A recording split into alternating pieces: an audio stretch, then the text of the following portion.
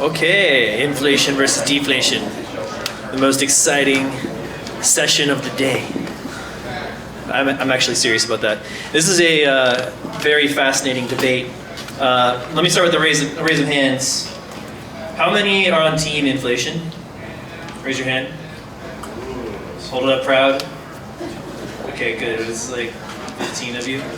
All right, who's on team deflation? Okay, this is good. It's like 15 to 7. It's like a, 66%, 33% sort of thing. Yeah. Hey, they listen to your podcast. That's why. All right. So we have with us. Well, you guys want to introduce yourself real quick? Yeah. So. I'm Kent. I'm going to kind of be covering the disinflation side. I can speak to that. That's fine. Okay. Yeah, I'm Eric. I am going to be covering kind of both, but I think it depends on the timing of things, and we'll kind of get into that. I'm Ansel Lindner. Yeah. I'm a monetary deflationist. I'm Ross Kennedy. I'm the director of food and feed ingredients, or of global logistics for a food and feed ingredient company, and occasionally say dumb things on Twitter about monetary policy and logistics. That's a hazard of the job, to say dumb things on Twitter. All right, so we're going to start with Eric here and just kind of set the terms of the debate, because you got to start out with definitions when you're talking about a debate, and the ideas of it. What does inflation actually mean? What does deflation actually mean? We all have our own ideas, and once you get into this weeds, if we all sat down and started talking about this, we'd all have different nuances about what we think about these two terms. So it's a little bit more murky than you might think on the surface. Yeah, so this is an incredibly complex topic, and I'm going to try to say this pretty quickly, but basically, when you think about a price in and of itself is something that's very complex. If you think about a major commodity price, there's thousands of buyers, millions of buyers and sellers all around the world who are all making decisions, and it's ultimately all implied in this particular price at a point in time that it comes out to. Now, prices have a few different characteristics that affect how they affect other things, and primarily prices are relative. So one price means different things to different people. It's information to be acted upon for them to, make decisions off of, not something to be manipulated. Prices are also temporal. They affect things throughout time. A change in a price will affect a change in the potential future. It changes the expectations of other people. And people base their decisions off that. And prices are also connected. So one change in one price is a change in the input to another price, and there's ripple effects of all these things throughout time and space that comes from these price changes. So that's kind of the baseline. When you get into this idea of inflation or deflation, there's kind of three different buckets that I like to qualify arguments into. So when you see a change in a price, there's a change in supply and demand going on. And then there's also a change in the measuring stick that we use, money, to measure that change in supply and demand. And then there is also, to further complicate it, the measuring stick that we use to try to measure our measuring stick, which is something kind of like the CPI or any of these other indices. So there's kind of three different variables that you could really throw any sort of, are we going to see inflation or deflation? And they go into those three different buckets.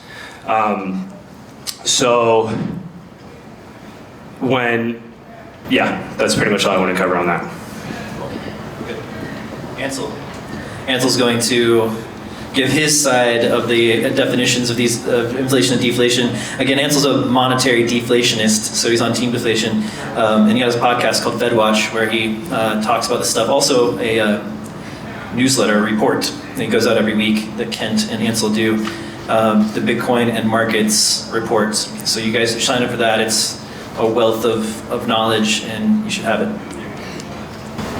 Yeah, Kent actually writes with me on Bitcoin Markets Research, and that's a blog where we talk about broad currency, macro, geopolitics, history, all that kind of stuff. A thing that Kent has done really interesting series that he did was a history of interest rates. So he goes back to ancient Sumeria, what were those interest rates like, Greece, Middle Ages, and compares interest rates throughout history. And it's a really interesting series, so you guys should check that out. But yeah, I'm a monetary deflationist. I feel like I'm getting feedback. Yeah, use that. Great. I'm a monetary deflationist, so I think the actual supply of money is decreasing. And people get really confused with that because they see like M1 or M2 going up, right? The Fed is printing money. The national debt is going up. But I think for every dollar that we see, there's like $10 or $20 in the shadow system. And so as the government and as the Fed does their bit and becomes a bigger part of the market, it's actually shrinking an even larger side of the private shadow sector. So the total amount of money in the system is decreasing, and that's why we see since the Great Financial Crisis, that was the big pivot point, and we're just kind of stuck at the bottom right now. We're stuck in a debt trap at the bottom, and we're not going to get out of it until we switch to something like Bitcoin. So we have to fix the money to fix the system. That's where I'm coming from. One thing I would add really quick. So when I was talking about those buckets earlier, so there's kind of a difference in how people define inflation. So traditionally it was the change in the money supply. And today, your monetarists or your Austrian economists still kind of define it that way. But, the Federal Reserve and a lot of other contemporary thinkers in the financial world define inflation as just a change in the broad level of prices. So when he says he's a monetary deflationist, he's referring to the change in the money supply specifically and not the supply and demand dynamics that are changing. All right, Kent, toss it over to you.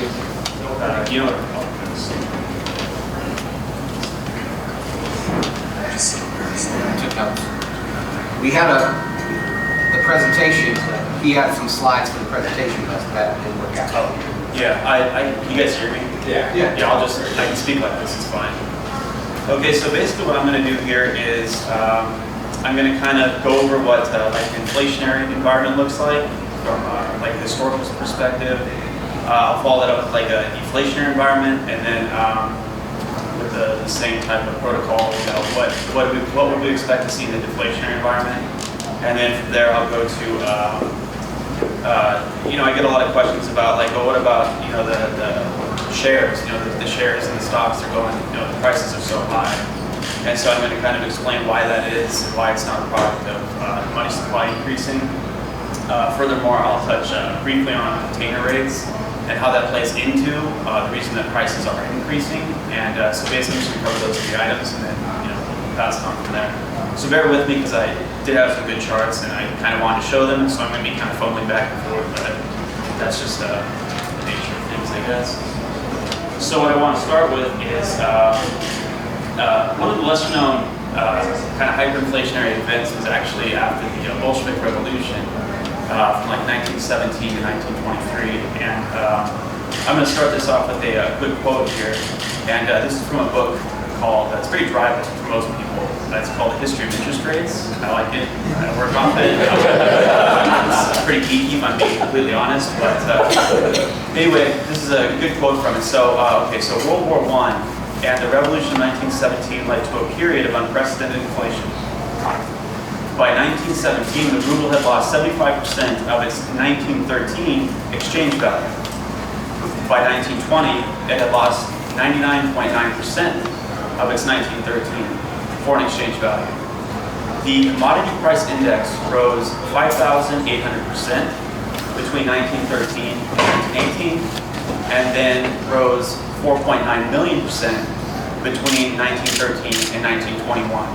So this is from currency debasement and so forth.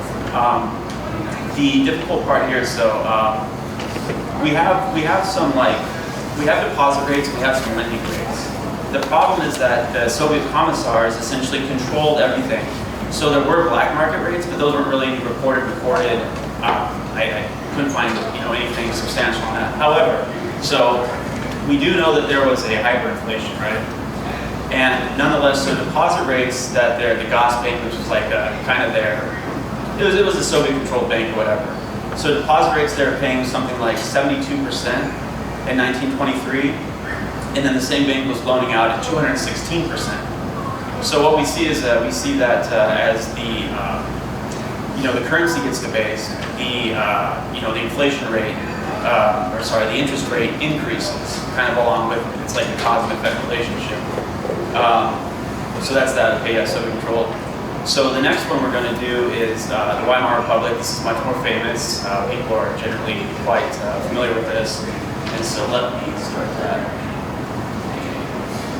Got a nice quote from, you guys, have you guys read When Money Dies? I know probably some people have read it. It's a pretty good book, written by a British author about the kind of hyperinflationary period in Germany after World War I. So this quote in particular is more of a behavioral thing that you see in a inflationary environment. And so that's what he's talking about here. This is actually, I can't pronounce his first name, Hildegard Schott. He was actually the head economist under the Nazi Germany. He was the Nazi Germany head economist or whatever, but he was actually prominent back then. I think he controlled the central bank after, was Havenstein? Didn't he control the central bank?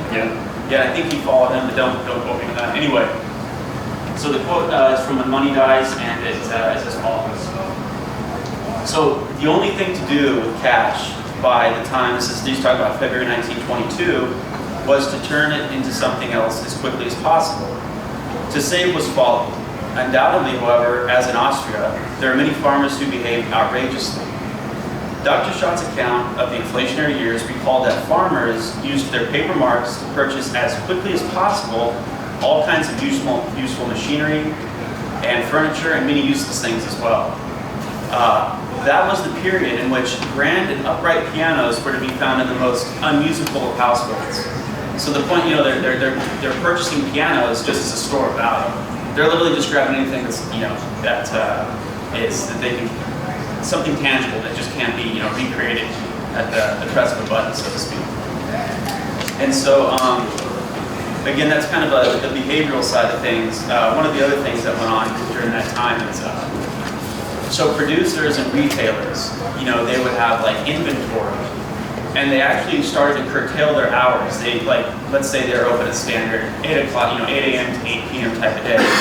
They would start curtailing that and just working half the day because people were rushing in so quickly to purchase literally anything and everything. They would just basically go in, buy everything, and run off because the market was rapidly depreciating. And so they started saying, well, our inventory is worth more than the marks that we're getting, so they just would close down and just hold their inventory because it was the smarter thing to do.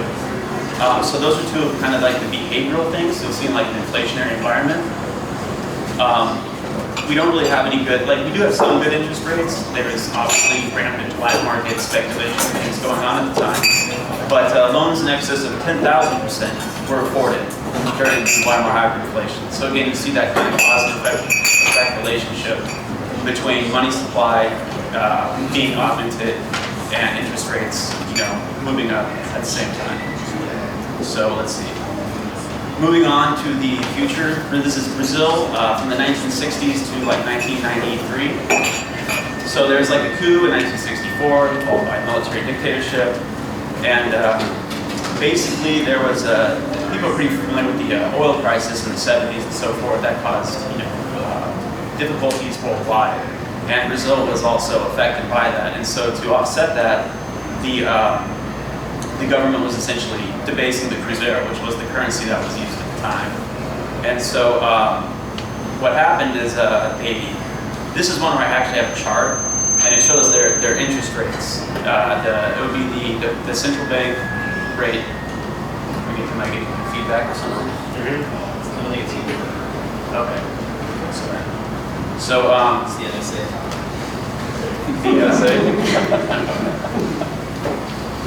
So yeah, the discount rate of the Bank of Brazil, it basically, as we got to the end of the 80s, they had really debased the currency.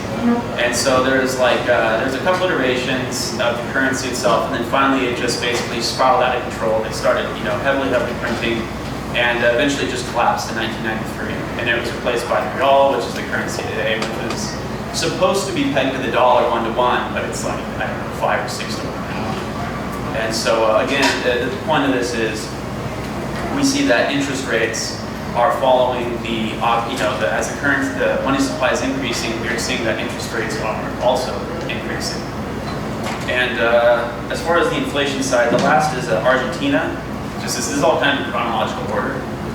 And so during the Argentine Great Depression from 1998 to 2002, and during the Argentine monetary crisis, which was like 2018, they, again, I have a good chart for this one, but you can, on the chart, basically what it shows is that I've got like the deposit rates for Argentina, and they basically spiked to like 60%. So if you deposited your money in an Argentine bank, they would pay you 60% on that deposit. And it spikes up, it goes down as things kind of stabilize, you know, around 1998 to 2002, and then it goes up and spikes again in 2018. And actually kind of before that, like you had problems, like 2014, moving forward. But again, you see the same thing. You see interest rates going up as the Argentine peso is, you know, being augmented in terms of its supply. So that's, you know, kind of the relationship that's it's one you see a lot on the inflation side here. And the last thing I want to say in relation to the inflation side, and this is from Milton Friedman. And so Friedman said, I think this is like a 68 or 69 quote, something to that effect. He said, you know, as an empirical matter, low interest rates are a sign that monetary policy has been tightened, in the sense that the quantity of money has grown slowly. High interest rates are a sign that monetary policy has been easy, in the sense that the quantity of money has grown rapidly. The broadest facts of experience run in precisely the opposite direction from that which the financial community and academic economists have all generally taken for granted. So basically, in summation, he's just saying what we've kind of gotten over, which is that, you know, as the money supply increases, interest rates also increase. But if the interest rates are low, it's kind of indicative of the fact that monetary policy is not really, they're not really augmenting the supply of, you know, whatever currency it is, whether it's pesos, dollars, or, you know, the euro. And so he just kind of sums up what we just went over. And so I still got a little bit. You guys good, or do you want to jump in? I got the deflation stuff over real quick. What do you? Should we move on to Ross? Yeah, I was actually going to ask Ross, since he's talking about the kind of behavioral outcomes of inflationary environments, and you're right there on the front lines of consumer behavior. So I was going to ask you what you're seeing out there. Yeah, so we have. Yeah, let's talk a little while, that's fine. So I'm in a very interesting position to explore this, I think, from a different perspective than just monetary policy. To the extent that we are in an inflationary environment, a lot of this is not the result, even necessarily of the pandemic, but of things that have been going on in real manufacturing, in transportation, in the labor markets for a long, long time. Subject matter experts, people that have focused very tightly on transportation policy, can tell you that going all the way back to the Staggers Act of 1980, we have seen a very, very consistent and very regular trend of consolidation on the railroad side. So we went from 30 or 40 Class 1 railroads in 1980 down to 7, 2 of which are merging, Kansas City Southern and the CP, the Canadian Pacific. So now we're going to be down to 6. And that wouldn't necessarily be a terrible thing, but where it is a bad thing is when they begin to follow a policy of precision railroading that makes sense for their stakeholders and makes sense for their quarterly numbers, but makes 0 sense for the shippers and the receivers operating at either end. And that's put a greater pressure over the last 5 to 7 years that precision railroading has been a thing on the short line railroads, Class 3s, that have had to try to make that gap up and try to invest in things as the price of steel has gone up, as the price of timber has gone up that they need to use to make the railroads, even the price of aggregate material, and the price of moving all of those things has gone up. But all of that has happened beneath the radar of public policy, consumer awareness. And so when we see the pandemic reveal flaws as opposed to cause flaws in the system, we are in something, in my view, of a transitory inflationary environment, largely driven by, a supply side shock and a demand shock, because we had stimulus and lockdown driving demand for real goods. We had the similar effect of lockdowns in choking and constraining available labor supply, the ability of truckers, warehousemen, railroad workers, longshoremen to do their jobs, and also impinging the ability to make things overseas, which the U.S. largely does. We're very much a net importer of real goods, and bring those to the United States, and then we can't get them to where they need to be. But what we are seeing longer term is the fact that our infrastructure is degraded in a meaningful and terrible way. We're seeing that the response of the logistics providers, the ocean carriers, the trucking companies, and the railroads is to do an extraordinary amount of profit taking during this time. Everything from demurrage to detention to excessive freight rates. Conversations I've had with CEOs of these companies, I probably won't repeat what I've said to them, but it's very colorful and four-lettered. But it's absolutely piratical activity that they're engaging in at the expense of everybody. Yeah. And so what's happening now is this is going to cause a build-out of excess capacity. They're going to build new rail cars, they're going to build new trucks, new trailers, and things like that. But then we're going to get into a situation where we have an excess of all of those things that move while the infrastructure continues to degrade, excuse me with the whistling. And then the prices are going to have to fall off a cliff because everything else that has come from the lockdowns, come from the pandemic, those trends are going to reverse people's ability to buy things. We're going to see people not be able to get jobs. We're going to see prices come back down because now there's going to be a glut of capacity where before there was none. And so from my side, it's a very interesting sort of dynamic to be at the very front end of some very critical supply chains. Food, feed ingredients for animals, which is very much part of the animal protein supply chain. Energy products, we are very sensitive in this industry to the price of natural gas, the price of oil. Fertilizers, we do a lot of as well. And so I'm living at the very front end of these price changes that are occurring that may not show up for weeks or months or even years down the line in consumer price index. So from my perspective, the things that I'm seeing at the very beginning of that are extremely worrisome. And I'm certainly encouraging my own company, to the extent I control a couple $100 million of freight spend, to go a different direction and to manage our supply chains a little bit differently than all the other companies are, because I really do fear that there is a transportation and an infrastructure cliff coming that's going to cause pretty severe deflation. What do you mean by precision railroading? So precision railroading, pre-1980, all the lanes, every lane was fixed price.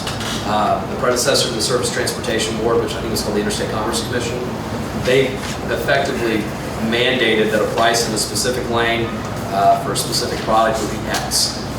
After deregulation, what we began to see was a greater ability for shippers and railroads to negotiate with one another over pricing, but that led us to a trend where there were just a few railroads that essentially collaborated.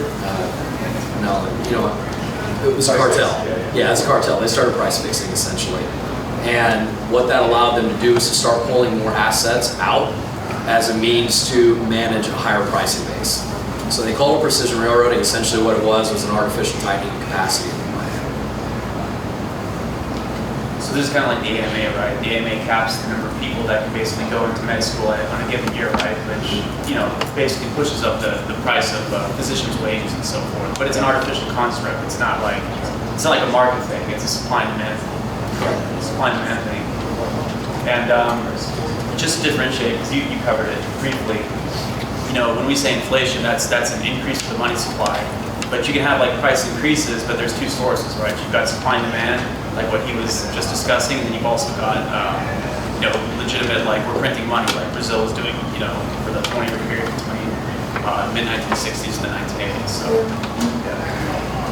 Yeah, and I just want to add on that about the shadow money system. So people have often ask me okay, yeah, there's a shadow money system out there, but it could be 10 trillion, it could be 100 trillion. How do we know what it is? And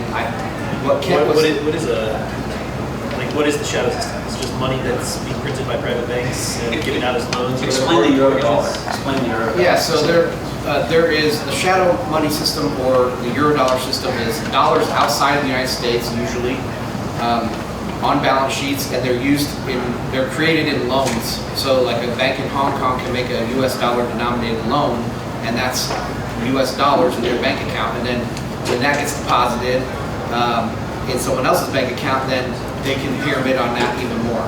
And so the pyramiding that goes on outside of the United States on US dollar deposits is the shadow money system. And so I think that what Kent was saying about the interest rates, so when there is actual high inflation, you see high interest rates. So we can't know like the actual size of the problem in money printing, but we can get a glimpse because of the interest rates. The interest rates are very low, so we know that there is not a lot of net money creation happening. So I'll just add that. That's the loanable funds market. What's that? Wait, that's called the loanable funds market, or the loanable funds model. Is it?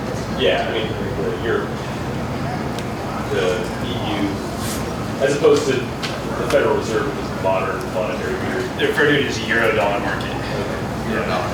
Like the LIBOR rate. So you got like the LIBOR rate is the rate that, like when you do dollar lending outside of the U.S., the LIBOR rate is the rate that basically tries to measure that, and then internally the Federal Reserve tries to control the well, I guess it'd be the Fed funds rate. And so they're two separate things, and it gets really convoluted because the U.S. being the world reserve currency, they can export inflation and stuff. Eric, you may want to jump on this one. Yeah, so basically they have like, if you want to think about how much money exists in the world for US dollars, you can kind of break it down into, well, there's like this publicly created side. Whenever the Federal Reserve issues treasuries, that's money creation. Money is backed by debt. The question is, does that money get into circulation, which is what we were referring to earlier, when it gets backed up in bank reserves because these banks don't want to ultimately lend it out. It just sits on the account of the Fed. So it gets created at a public level, and then it gets created at a private level when domestic banks start to make these loans, and then it also gets created at a foreign level in the Eurodollar market when they're also making loans internationally. So all of these things can expand and contract in different ways based on interest rate markets and how that goes.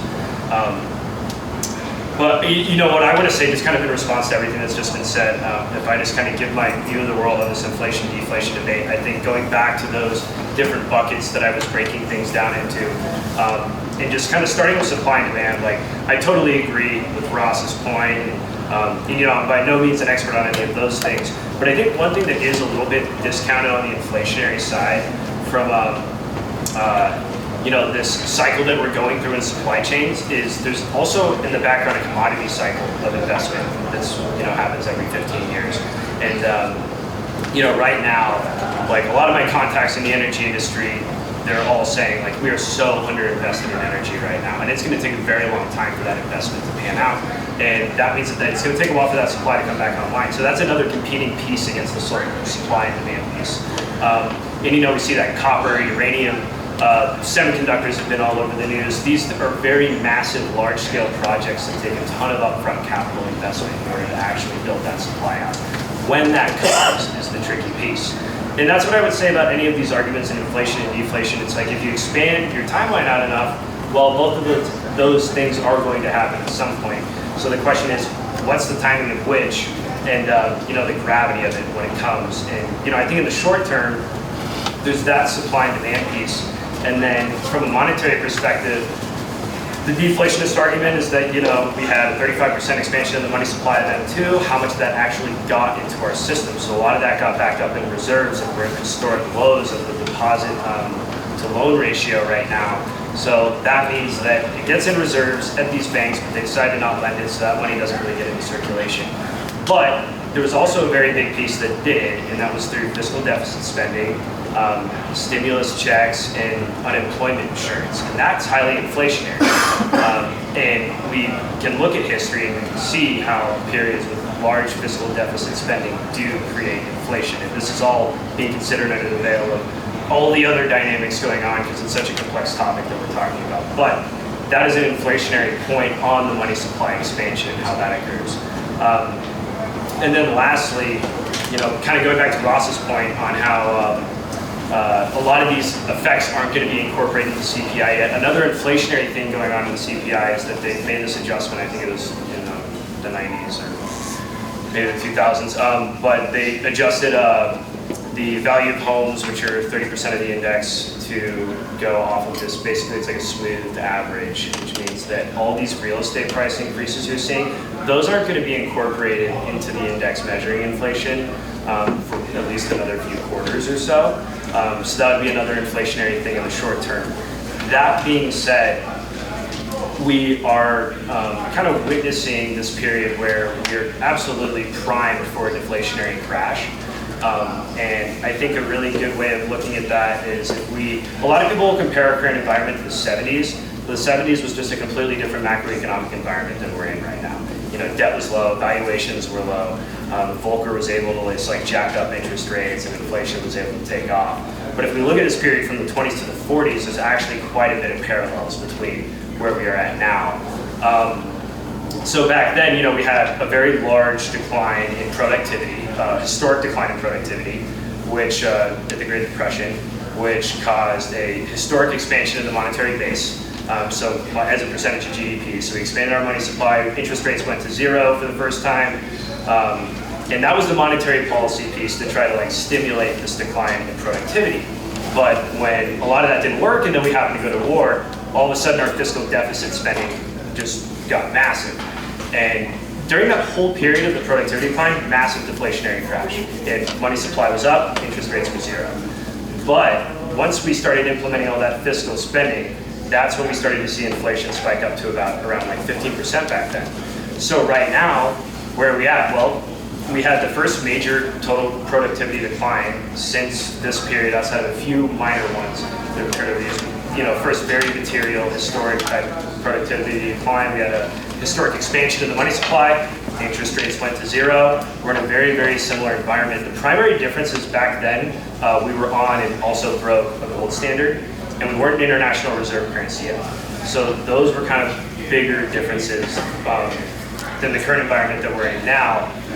And I would say when you're thinking about all this long term, we are in, so I gave my short-term piece. This is kind of looking at the long term of what might happen after if we have some sort of major deflationary environment. With the environment that we're in, fiat economies like this haven't existed before. We're in a global fiat economic system. There is no hard money backing anything. This is totally an experiment. And typically fiat currencies last on average 50 years, and we're kind of at that mark. They have a very short lifespan. So we're kind of going into this mark, and for the first time in history, we have a private alternative that people can opt out into.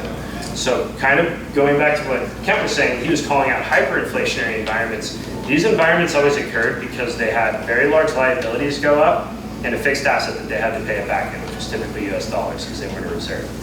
So although the US is the reserve, their liabilities are going up, and we have a fixed asset that is growing that I think eventually is going to need to be paid into. And that would be my argument for a hyperinflationary environment in the long run. Sam.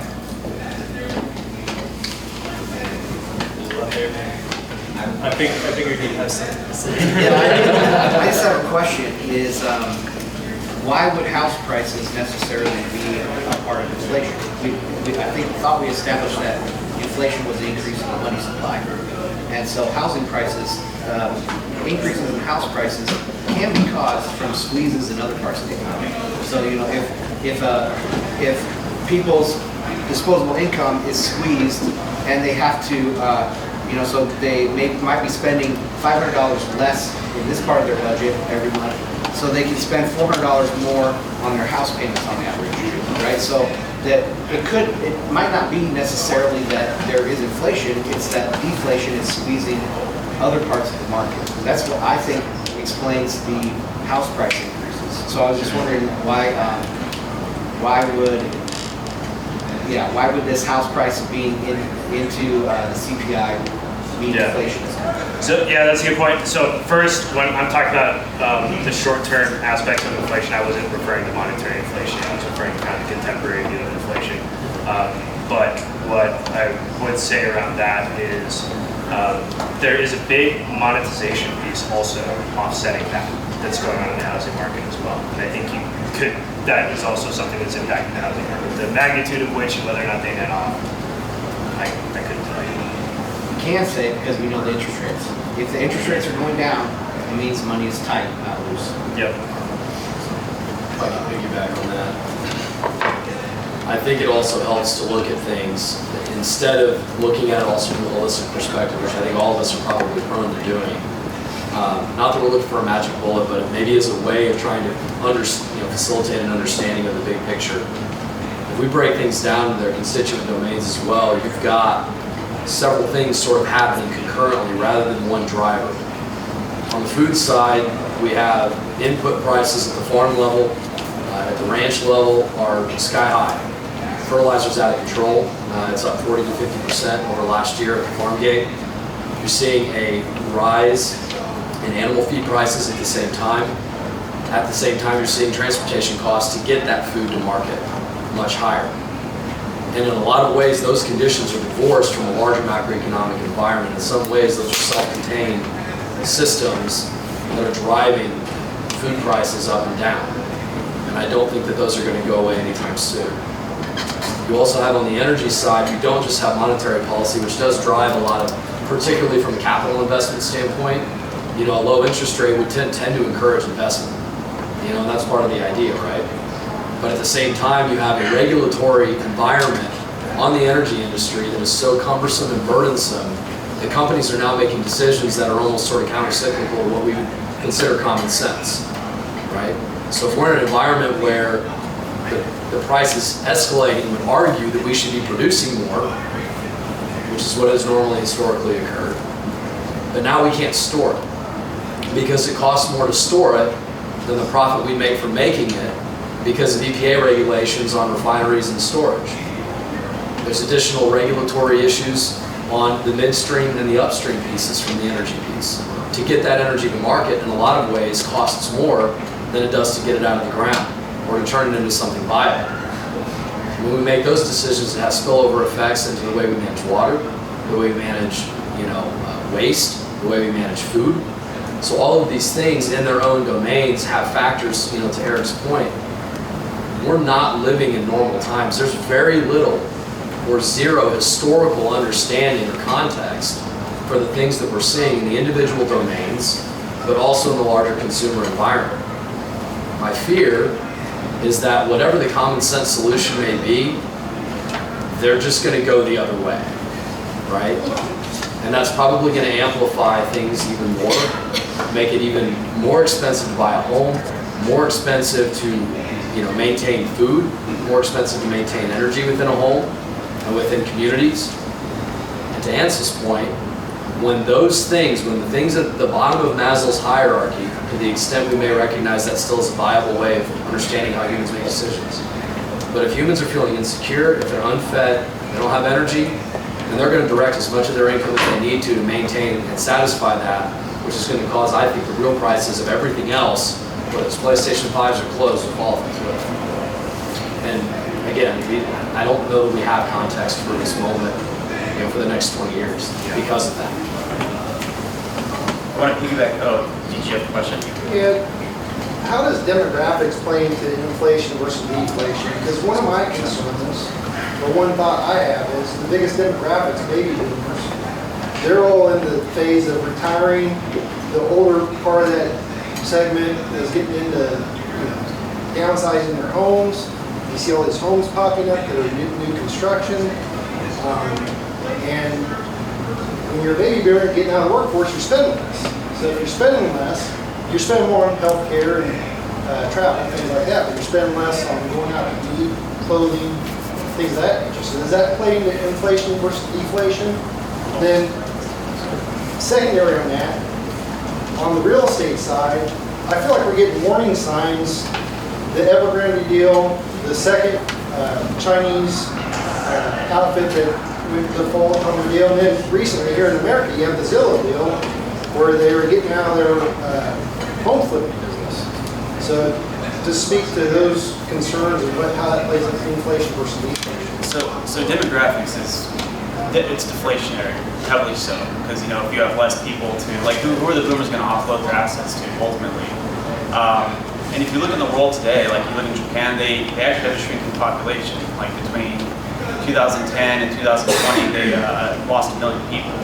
If you look at South Korea, it's the same. I think they have the worst birth rate in the world, their fertility rate, sorry. Like they're saying, oh, they're going to go extinct within, a certain amount of time, so on and so forth.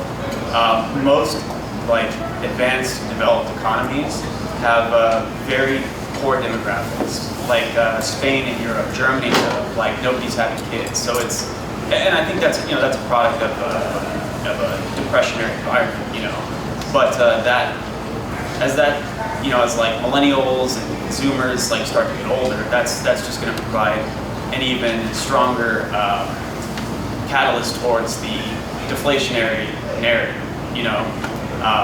And so, what was the second question? You had the second I guess on the real estate side, I feel like we're getting warning signs, like big flashing warning signs, and it's not having any effect on the market, at least not right now.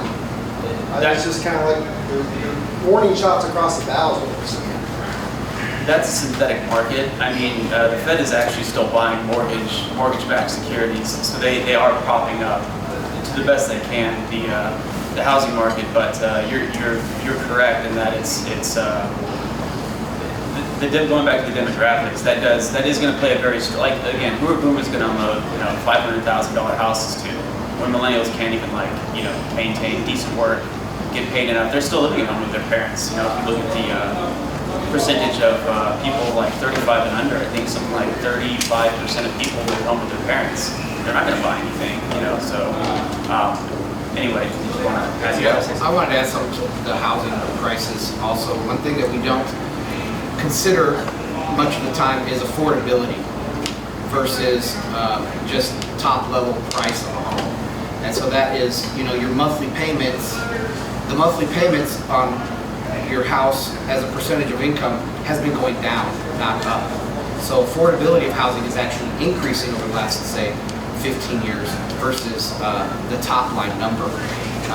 So one reason why the CPI does include the stuff about not the house price, but what is it, equivalent rent or something? Owner's equivalent rent. Owner's equivalent rent is because, it's measuring the affordability of the house, and that's, I think, what you should do. So I personally, I think that there could be, obviously, some parts of the U.S. and many parts of the world that have huge property bubbles, but most of the places in the U.S. are going to be okay because like I said, affordability is going down, or affordability is going up. It's easier to afford a payment on a house at these low interest rates. So if that's the case, you need to watch these interest rates. If the interest rates start spiking to 4%, that's when you're going to really have a housing crash because it's all about the interest rates.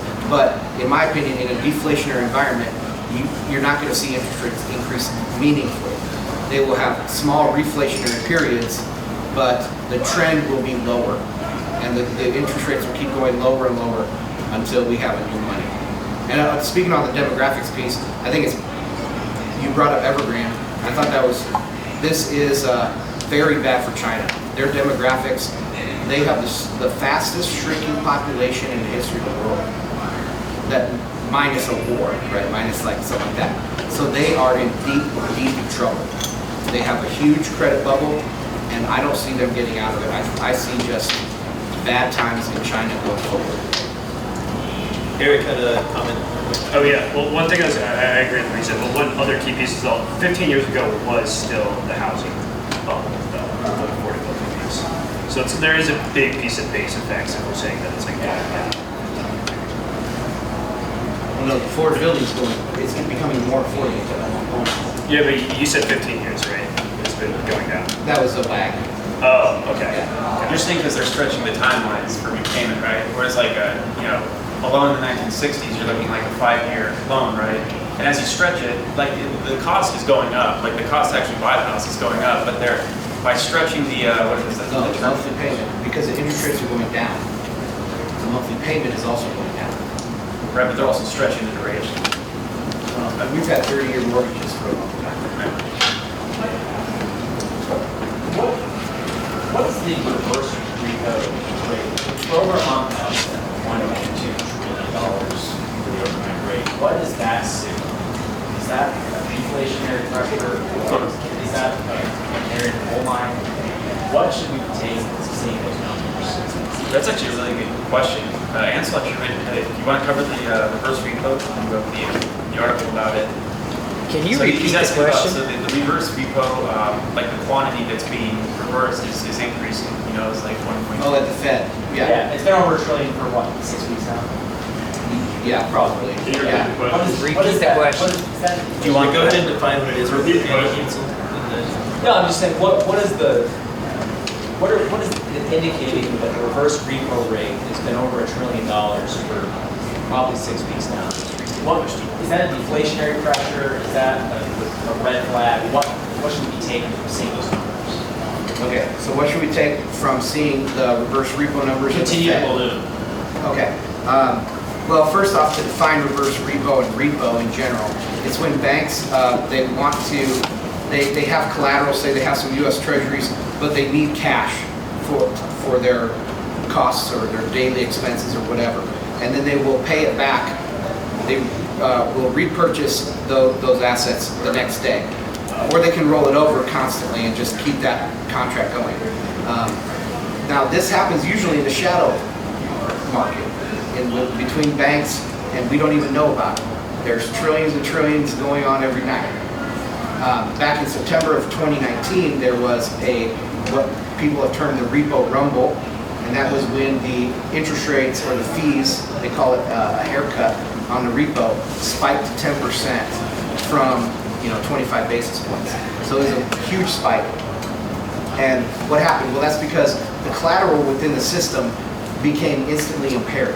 So somebody was having trouble, and that spread to the entire market within an hour, right? And it was really bad. So the Fed had to step in and say, we will provide reverse repo or repo for anybody.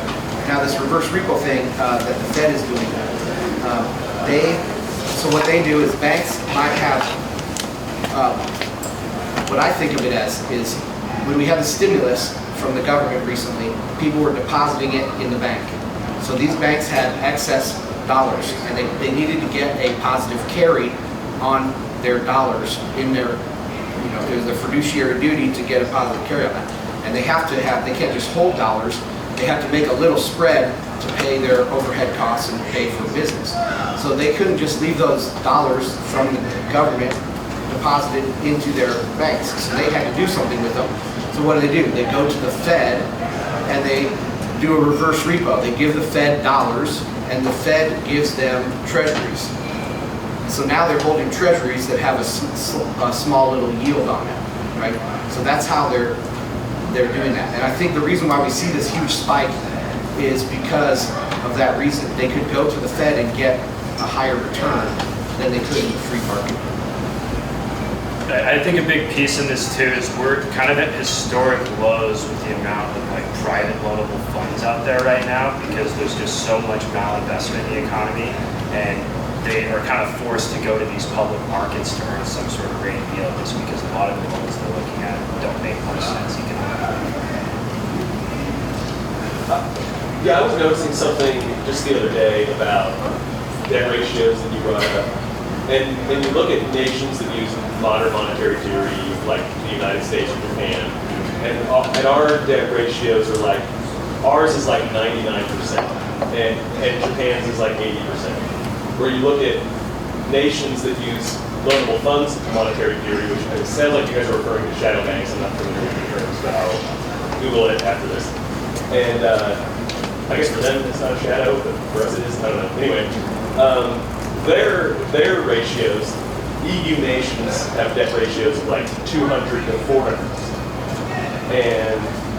And then you look at Iran, in which Iran is having hyperinflation right now, and their debt ratio is 2%. You guys kind of started like it sounds like we want to be at 2%, but like they're fucked at 2%. I'm too stupid to know what's happening. You guys have a clue. They're probably printing real money. So that there's a difference between fiat money and credit-based money, and I covered that in my talk this morning. So fiat money is when you print money without an associated debt. You just print money, and that's probably what Iran is doing. I'm not familiar, but what we do is money is created in the process of the loan. So there's always an offsetting debt, and that keeps us able to carry more debt and it keeps a natural limit on the inflation that we continue to see. But yeah, that's what I would guess.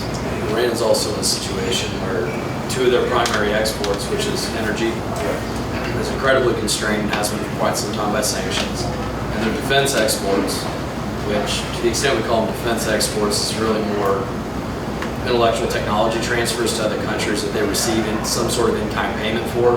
Both of those have been constrained in a very severe way. So to the extent they're printing money as a country to try to be able to kind of goose that, they're not being able to back it with any sort of measurable, tangible economic activity like they used to be able to. Natalie? Yeah, Just real quick too, to Ross's point, Iran doesn't have like a pressure release valve, and so like if you have like the dollar, the euro, even the yen to an extent, they're used in like other countries will actually hold those in their reserves. Nobody holds, I don't know what the name of their currency is, but nobody holds like Iranian currency in reserves. So when they actually print money, it directly affects the internal economy. Whereas like in the United States, we can export our inflation. Because other countries actually need dollars in order to facilitate trade, on the global market. China cannot buy oil from Saudi Arabia unless they get dollars to do so. All right, Natalie, last question. Yeah, so, we're in this like economic house of cards and we have so much, debt to GDP. I think the last time I read it would take us dedicating 10% of our economy for the next 77 and a half years for us to pay it off. So like we're not going to pay it off, we're essentially insolvent. So what are the chances that we're going to have a massive deflationary bust, like because we just have so much inflation? Ansel, I'll let Ansel start on that one. It's right of his. I think we'll just continue to see what we've seen since 2008. So we'll have periods of slight reflation and low growth, 1% growth for 8 years, and then we'll have a deflationary spike, like some sort of crisis. And then the next time, it'll just keep going. Yeah. It'll just keep going like that until we change the money. So, is that 10 years like the next cycle that this happens? Is Bitcoin going to be ready for it? Maybe it takes 2 more cycles or something, but I think that low growth, Japan's been stuck in it for 30 years. So it's just going to keep going until we change the money. Okay, we'll let Eric close the counter Ansel's into there, and Yeah, I agree with what Ansel's saying. I think that what you need to be on the lookout for. So the question of all these things is really if, it's just a question of when. You need to be on the lookout for major productivity declines, whatever those come. And I think that one big thing that could happen on the horizon if their economy doesn't get weak enough before then is if we went to war in some sort of form, then that would be a major issue for some sort of, we'd probably have a major crash and then we'd have major fiscal spending and that would be hyperinflationary. I think that typically comes when we're bringing some sort of regime change throughout history. thanks to Ken, Eric, Ansel, Ross.